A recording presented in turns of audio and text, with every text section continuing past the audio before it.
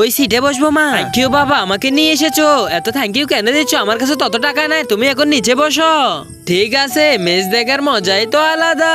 মজা তো লাগবে। মা একটা কথা জিজ্ঞেস করি, বলো না বেটা, আপনি আমার বন্ধুকে আমার সাথে নিয়ে আসতে কেন মানা করেছেন? আরে বেটা, কারে খালি নেই।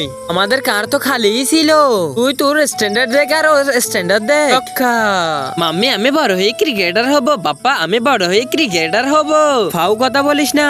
তোমার যেটা ইচ্ছে সেটা বানিও, কিন্তু পড়াশোনার দিকে মন দিতে হবে। হ্যাঁ বেটা, পড়াশোনা না করলে তুই ভালোভাবে খেলোয়াড় হতে পারবি না। আরে এখানে লাইট কেমনে চলে গেল? আরে পাগল, তুমি এটাই জানো না এখনো? এটা হচ্ছে ডিস্কো, কোনো লাইট যায়নি। মামা ওই দেখেন ট্রেন আসতেছে। আপা ওই দেখেন, মা আমি যাচ্ছি।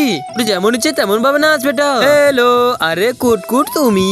তোর মাম্মি আমাকে নিয়ে আসেনি, আমার বাবাকে আমি অনেক বায়না করেছি, তাই আমার বাবা আমাকে এখানে নিয়ে এসেছে। আরে ঢল কার সাথে কথা বলছে? আরে কুতকুত কার সাথে কথা বলছে? বাবা, এর মা আমাকে খেলা দেখতে নিয়ে আসতে নিষেধ করেছিল। তুই আমাদের পিছা করে এখানে চলে এসেছিস কিভাবে? ম্যাডাম, আমার ডলকে তুমি কিছু বলিও না। ওরে ভাই, আমার সাথে টাকা দিতে চলে এসেছো বাড়াবাড়ি করতে। এটা আমি বাড়াবাড়ি করতে আসিনি, আমি আমার বাচ্চার মন রেখেতে এসেছি। বাবা তো বাবা হয়, বাবা ধনী করে হয় না। বাবাকে ভালোবাসলে কমেন্টে আই লাভ ইউ পাপা লেখো। বাবাকে ভালোবাসলে লাইক সাবস্ক্রাইব করে দাও।